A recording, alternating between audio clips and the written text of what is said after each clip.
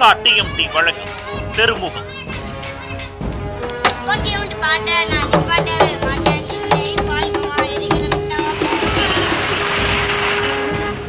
வரலாற்றில் நிலைத்துள்ள வாழ்விடங்களை நோக்கி ஓர் உணர்வு பயணம்.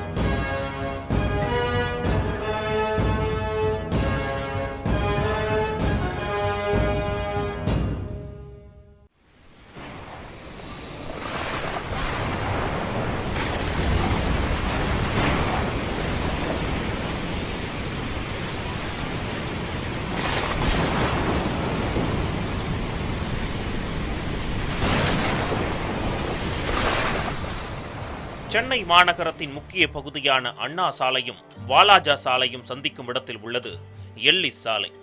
இதன் மறுமுனை திருவல்லிக்கேணி பாரதி சாலைக்கு அருகில் சென்று முடிகிறது.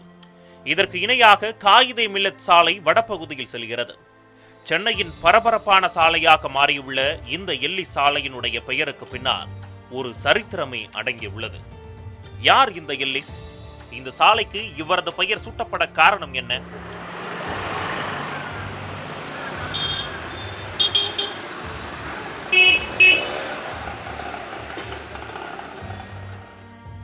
சென்னையினுடைய பரபரப்பான ஒரு தெருக்குள்ளார இப்போ நம்ம நுழைய போகிறோம். அண்ணா சாலை வாலாஜா ரோடு சந்திப்பில் இருக்கக்கூடிய எல்லிஸ் ரோடு தான் அந்த பரபரப்பான தெரு. காலை முதல் இரவு வரை இந்த தெரு மிகுந்த பரபரப்புடன் ஜன நடமாட்டத்துடன் இருக்கும். அதுக்கு என்ன காரணம்னா இங்கே இருக்கக்கூடிய தொழில்கள். சரி, இந்த தெருவுக்கு எல்லிஸ் ரோடு அப்படின்னு சொல்லி ஏன் பேர் வந்தது? பிரான்சிஸ் ஒயிட் எல்லிஸ் அப்படிங்கிறவர் 1796 ஆங்கிலேய கிழக்கிந்திய கம்பெனியில் ஒரு சாதாரண ஒரு எழுத்தராக பணிபுரிய சென்னைக்கு வர்றாரு. அவர் இங்கே எழுத்தராகி கிட்டத்தட்ட ஒரு 15 வருஷத்துக்குள்ளார, அதாவது 1810 அவர் ஒரு கலெக்டராக உயர்றாரு. இந்த எல்லிஸ் அப்படிங்கிறவர் ஒரு சாதாரண மனிதர் கிடையாது. இவர் ஒரு தமிழ் ஆர்வலர், தமிழ் அன்பர். அது மட்டும் இல்லை, பொது சேவை செய்கிறதுக்கு தன்னை ஒப்படைச்சிக்கிட்டவர். தமிழ், கன்னடம், மலையாளம், தெலுங்கு, தமிழ் மொழி மட்டும் இல்லாமல் மலையாளம், தெலுங்கு, இந்த திராவிட மொழிகள் அத்தனையும் இவருக்கு அத்துப்படி. அது மட்டும் இல்லாமல் தன்னை தமிழ், தன்னுடைய பேரே அவர் தமிழ் படுத்தியிருக்கார். எப்படின்னா, எல்லிஸ் அப்படிங்கிற அவருடைய பேரை எல்லிசன் அப்படின்னு சொல்லி அவர் மாற்றிருக்காரு. இப்படி அவர் இந்த சென்னை மாநகரத்துக்காக நிறைய சேவைகள் செஞ்சுருக்காரு. அது ரொம்ப முக்கியமான விஷயம் என்னென்னா, 27 இடங்களில் கிணறுகளை தோண்டியிருக்காரு. சென்னையினுடைய குடிநீர் பற்றாக்குறையை தீர்ப்பதற்காக இந்த கிணறுகளை அவர் தோண்டியிருக்காருன்னு சொல்லிட்டு பல்வேறு குறிப்புகள் ஆவணங்களில் இருக்குது. 1777 இங்கிலாந்தில் பிறந்த எல்லிஸ் 1796 கிழக்கிந்திய கம்பெனி பணிக்காக சென்னை வந்தார். முதலில் எழுத்தராக பணியாற்றினார்.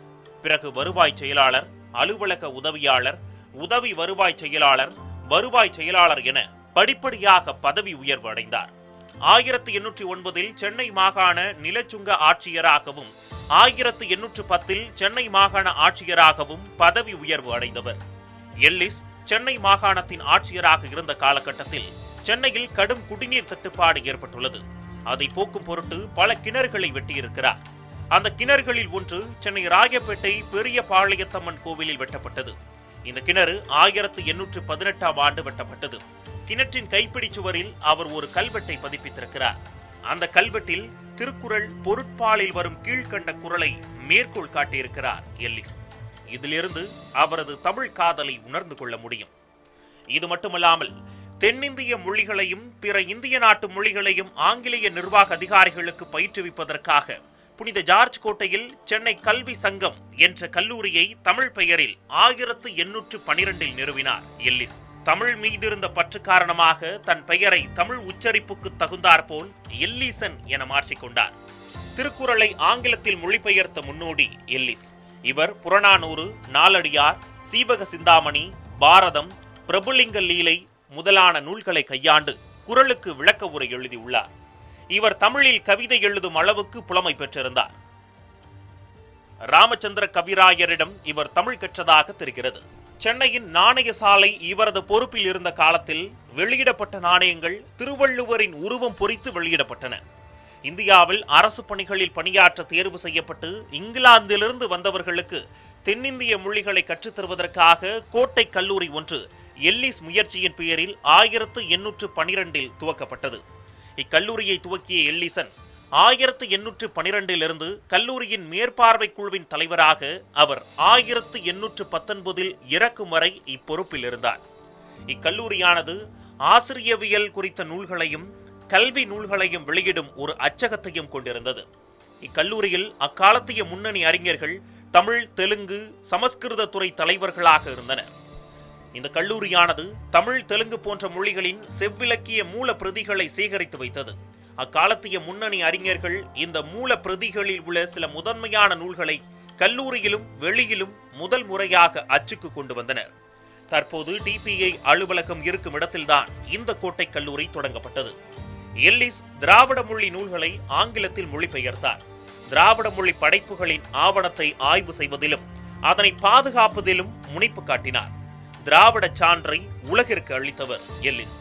தமிழ், தெலுங்கு, கன்னடம், மலையாளம், துளு, குடகு, மால்டோ ஆகிய 7 மொழிகளும் ஒரே குடும்பத்தைச் சேர்ந்தவை என்றும் அம்மொழி குடும்பத்திற்கு தென்னிந்திய மொழி குடும்பம் எனவும் பெயரிட்டார். வடமொழி சேர்க்கையால் தமிழ் மொழி தோன்றவில்லை என முதலில் கூறியவரும் எல்லிசே ஆவார். 1818 ஆண்டில் உடல் நலக் குறைவினால் 3 மாதம் பணியிலிருந்து விடுப்பு எடுத்துக்கொண்டு தமிழாய்வு பணிகளுக்காக மதுரைக்கும் பின்னர் அங்கிருந்து ராமநாதபுரத்திற்கும் சென்றார். ராமநாதபுரத்தில் இருந்தபோது தாயுமானவர் சமாதி போன்ற இடங்களை பார்வையிட்டுள்ளார். கிபி 1819 மார்ச் 6 அன்று ராமநாதபுரம் ராமலிங்க விலாசம் அரண்மனை பகுதியில் தங்கியிருந்த போது எல்லிஸ் திடீரென காலமானார். இவருடைய கல்லறை ராமநாதபுரம் வடக்கு தெருவில் உள்ள கிறிஸ்துநாதர் தேவாலய வளாகத்தில் உள்ளது.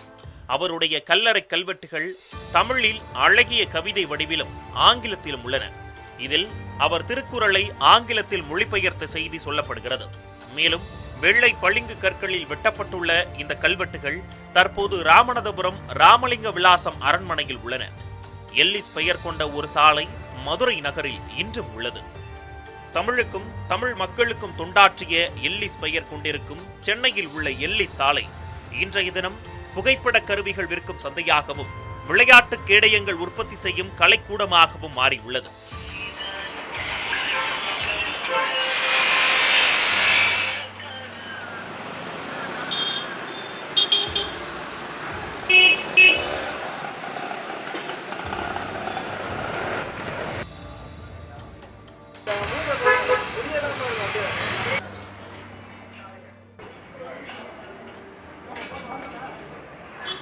தமிழ்நாடு மட்டுமல்லாமல் ஆந்திரா, புதுச்சேரி என பல்வேறு மாநிலங்களிலிருந்து புகைப்பட கலைஞர்கள் தங்கள் தொழிற்கருவிகளை வாங்குவதற்காக எல்லிஸ் சாலை நோக்கி நாள்தோறும் வந்த வண்ணம் இருக்கின்றனர். இது மட்டுமில்லாமல் நிறுவனங்களின் பெயர் பலகைகளை தயாரித்து தரும் நிறுவனங்களும் புகைப்பட அச்சுக்கலையில் சிறந்து விளங்கும் நிறுவனங்களும் எல்லிஸ் சாலைக்கு புகழ் சேர்த்து வருகின்றன.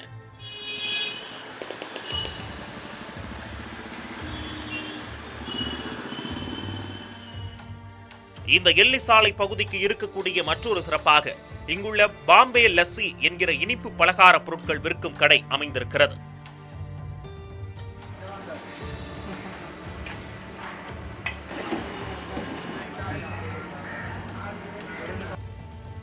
எல்லிஸ் சாலையில் உள்ள தொழில் நிறுவனங்களின் ஊழியர்கள் மட்டுமல்லாது சென்னையின் பல்வேறு பகுதிகளில் இருந்தும் இந்த பாம்பே லஸ்ஸிக்கு ரசிகர்கள் உள்ளனர். இனிப்பு சுவையோடும் உழைப்பின் பரபரப்போடும் எல்லிஸ் சாலை சென்னையின் இதய துடிப்பாக காட்சியளிக்கிறது.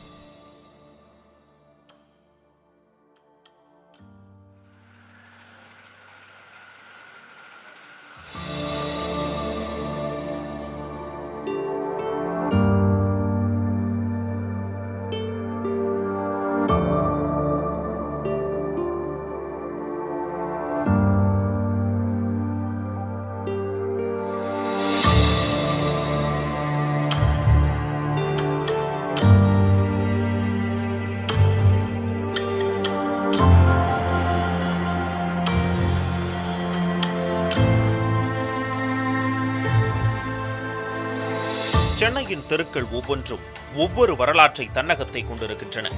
நூற்றாண்டுகளை கடந்து வாழ்வியலை தேக்கி வைத்துள்ள தெருக்களில் நுழையும் போது ஏற்படும் உணர்வு அற்புதமானது. தங்க சாலை எனப்படும் மின்ட் சாலை குறுகியும் பெருகியும் செல்லும் பாதையாக காட்சியளிக்கிறது. பழைய ஜெயில் சாலையில் துவங்கி சென்னை மத்திய ரயில் நிலையம் வரை நீண்டிருக்கும் சென்னையின் மிகப்பெரிய தெருதான் தங்க சாலை தெரு. இந்த தெரு மின்ட் சாலை என்றும் தங்க சாலை என்றும் வழங்கப்படுவதற்கான காரணங்கள் இருக்கின்றன. மின்ட் என்பது ஆங்கிலேயர்களால் நிர்வகிக்கப்பட்ட ஒரு நிறுவனம். 1640ஆம் ஆண்டிலிருந்து இயங்கி வந்த இந்த நிறுவனம் மதராஸ் பகோடாக்கள், ஃபனாம்கள், கேஷ் மற்றும் டூடூஸ் போன்ற நாணயங்களை சென்னை ஜார்ஜ் கோட்டையில் தயாரித்தது. முகலாயர்கள் அவர்களின் தங்க மொகர்கள் மற்றும் வெள்ளி ரூபாய்களை தயாரிக்கும் பொறுப்பினை மின்ட் நிறுவனத்திடம் 1692ஆம் ஆண்டு ஒப்படைத்தனர். 1841ஆம் ஆண்டு மின்ட் நிறுவனம் இந்த சாலையில் இயங்க துவங்கியது. 1804ஆம் ஆண்டு அரவை மில்லாக இருந்த பகுதி இடிக்கப்பட்டு மின்ட் கட்டிடம் உருவாக்கப்பட்டது. தங்கத்தினையும் வெள்ளியையும் உருக்கி நாணயங்கள் உருவாக்கப்பட்டதால் இந்த தெரு தங்க சாலை என்று அழைக்கப்பட்டது. நாணயங்களை மின்ட் செய்ததால் இந்த தெரு மின்ட் சாலை என்று வழங்கப்பட்டது. இந்த மின்ட் கட்டிடம் 1807ஆம் ஆண்டிலேயே நிறுவப்பட்ட போதும் அப்போது மின்ட் செய்வதற்கான அனுமதிகள் வழங்கப்படவில்லை. பின்னர் 1841ஆம் ஆண்டிலிருந்து இந்த பகுதியில் நாணயங்கள் தயாரிக்கும் பணி துவங்கியது. ஆனால் இன்று சென்னையில் நாணயங்கள் உருவாக்கப்படவில்லை. மின்ட் கட்டிடமோ அரசின் அச்சகத்தின் ஒரு பகுதியாக செயல்பட்டு வருகிறது. சென்னையுடைய பழைய மிக நீண்ட ஒரு தெரு அப்படின்னா மின்ட் அப்படின்னு சொல்கிற தங்க சாலை. ஏன் அதுக்கு மின்ட்டுன்னு பேர் வந்தது அப்படின்னா, காயினை மின்ட் பண்ணுற இடம், அதாவது நாணயங்களை தயாரிக்கிற இடம், நாணய தொழிற்சாலை ஒன்று அங்கே இருந்தது.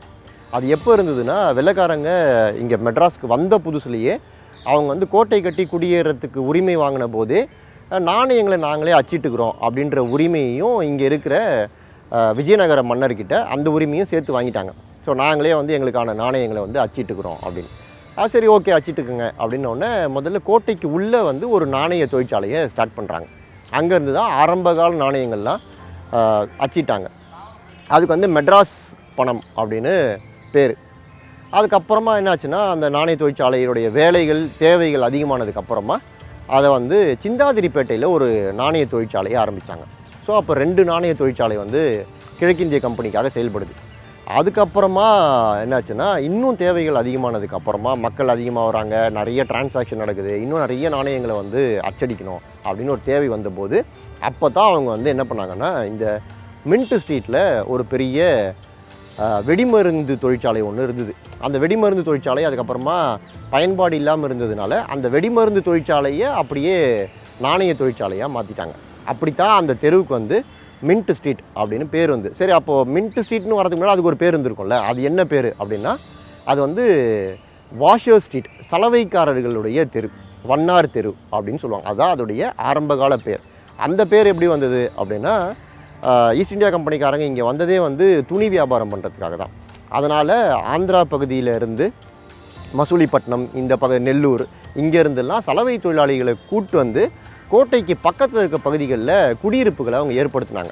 அப்படி இந்த சலவை தொழிலாளர்கள் குடியேறின ஒரு தெரு அதிகமாக, அவங்க மட்டும்தான் அந்த தெருவில் அதிகமாக வசித்தாங்க. அதனால தான் தெருவுக்கு பேர் வண்ணார் தெரு. அதனால தான் நம்ம அந்த ஏரியாவே வண்ணாரப்பேட்டை, வாஷர்மேன் பேட் அப்படின்னு சொல்கிறோம். அதனால் அந்த வண்ணார் தெரு இந்த நாணய தொழிற்சாலை வந்ததுக்கப்புறமா மின்ட் தெரு அப்படின்னு பெயர் மாறிடுச்சு. சரி, தமிழில் ஏன் அதை தங்க சாலைன்னு சொல்கிறோம், நாணய சாலைன்னு தானே சொல்லணும் அப்படின்னா, அங்கே தங்க நாணயங்களையும் அச்சடித்தாங்க, வெள்ளி நாணயங்கள் அச்சடித்தாங்க. ஸோ தங்க நாணயங்களை அச்சடிக்கிறாங்க, தங்கம் ப்ரொடியூஸ் ஆகிற இடம் அப்படின்றதுனால நம்ம ஆட்கள் அதை தங்க சாலை அப்படின்னு பேர் சொல்லி கூப்பிட ஆரம்பித்தாங்க. ஸோ இதுதான் மின்ட் ஸ்ட்ரீட்டுக்கு மின்ட் ஸ்ட்ரீட் அப்படின்றதுக்கான பெயர் காரணம். அதுக்கப்புறமா என்னாச்சுன்னா, கொஞ்ச காலம் இதுதான் சில பல ஆண்டுகளுக்கு அவங்களுடைய நாணய தொழிற்சாலையாக இருந்தது. அதுக்கப்புறமா ஆங்கிலேயர்கள் கல்கட்டாவை தலைமையிடமாக கொண்டு அந்த பக்கம் ஆப்ரேட் பண்ண ஆரம்பித்ததுக்கப்புறமா பம்பாயிலையும் கல்கத்தாலையும் நாணய தொழிற்சாலைகளை ஆரம்பித்தாங்க. அது நல்லா வேகமாக வளர்ந்து பெரிய லெவலில் டெவலப் ஆனதுக்கப்புறமா இங்கே நாணயங்களை அச்சடிக்க வேண்டிய அவசியம் இல்லாமல் போயிடுச்சு. அதுக்கப்புறமா இங்கே நாணயம் அச்சடிக்கிறதை நிறுத்திட்டாங்க. அதுக்கப்புறமா அது கவர்மெண்ட் அச்சகமாக மாறிடுச்சு. இந்த தங்கசாலை பகுதிதான் தமிழகத்தில் மிக முக்கியமான பத்திரிகைகளையும் உருவாக்கியது. தமிழ் மொழியில் சிறப்பான உரைநடைகள் வளர்வதற்கு மிகவும் உறுதுணையாக நின்ற ஆறுமுக நாவலர் பெரிய அச்சு இயந்திரத்தை வாங்கி இந்த தெருவில்தான் 1860ஆம் ஆண்டு வித்யானுபாலன இயந்திர சாலை என்ற அச்சகம் நிறுவி பல நூல்களையும் அச்சிட்டார். இலக்கண நூல்கள் மற்றும் சங்க இலக்கியங்களை பிழையின்றி பதித்து கொடுத்தது இவருடைய அச்சகம். நம்மளுடைய பழைய நாளிதழான ஹிந்து நாளிதழ் எடுத்துக்கிட்டிங்கன்னா, ஹிந்து வந்து ஆரம்ப காலங்களில் இந்த தெருவிலேருந்து தான் பிரிண்ட் ஆகிருக்கு. அதேமாதிரி ஆனந்த விகடன் வாரப்பத்திரிகையும் இந்த தெருவில் இருந்து தான் பிரிண்ட் ஆகிருக்கு. ஆறுமுக நாவலர் வந்து திருக்குறளை முதல்ல அச்சில் ஏற்றியவர் ஆறுமுக நாவலர்.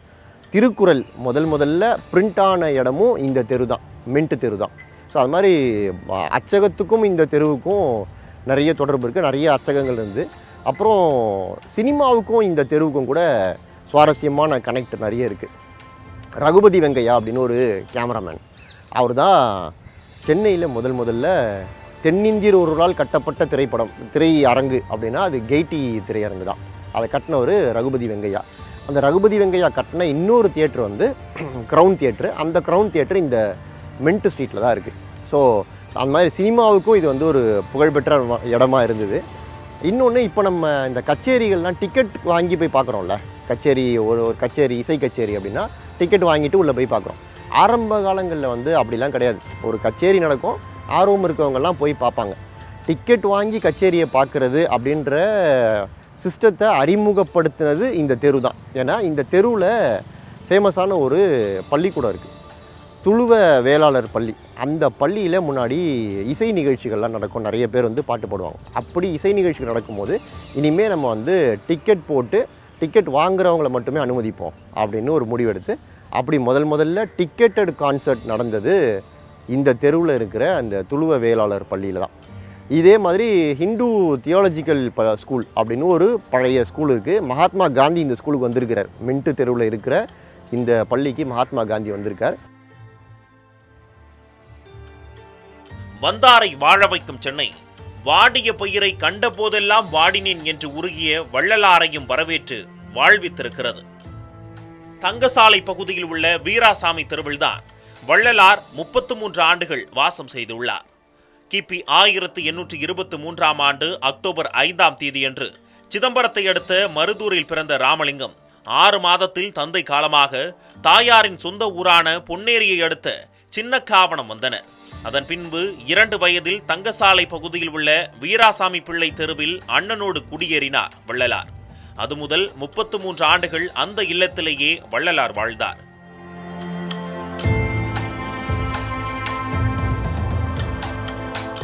வள்ளலாரின் அருட்பெருஞ்சோதி இன்றும் இந்த இல்லத்தில் சுடரொளி வீசுகிறது. 1825 இந்த வீட்டுக்கு வள்ளலார் 1.5 வயசு குழந்தையா இங்கே அவங்க அண்ணா அண்ணி தான் இட்டுன்னு வர்றாங்க.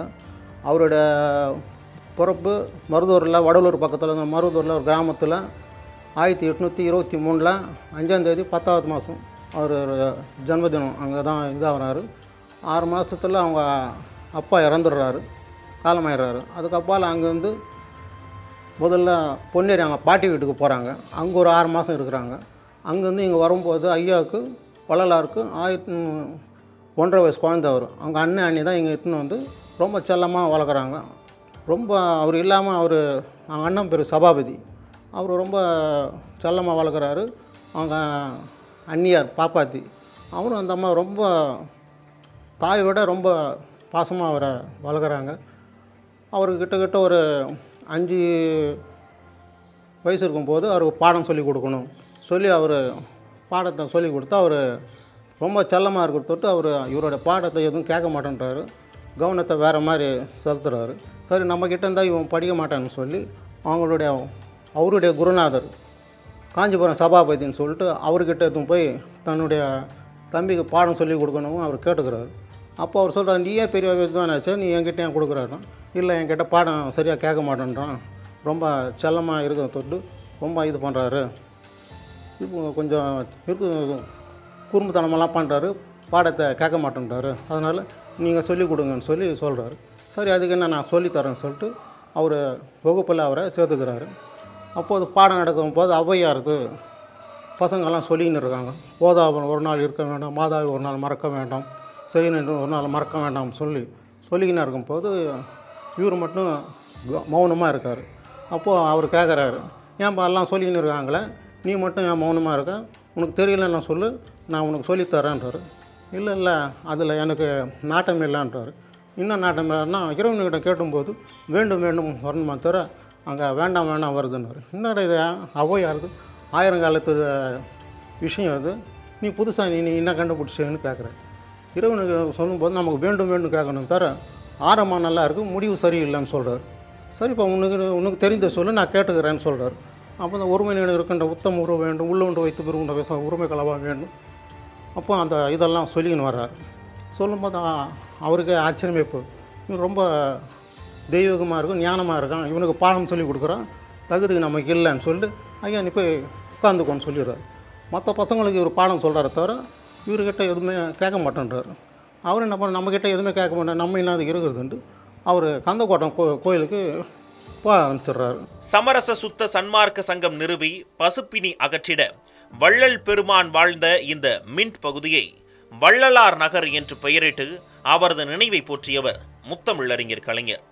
தங்கசாலை பகுதி சென்னையின் வரலாற்றில் ஒரு சிறப்பான இடத்தை பெற்று இன்றும் மக்கள் நடமாட்டம் மிகுந்த பகுதியாக சுறுசுறுப்பாக இயங்கிக் கொண்டிருக்கிறது.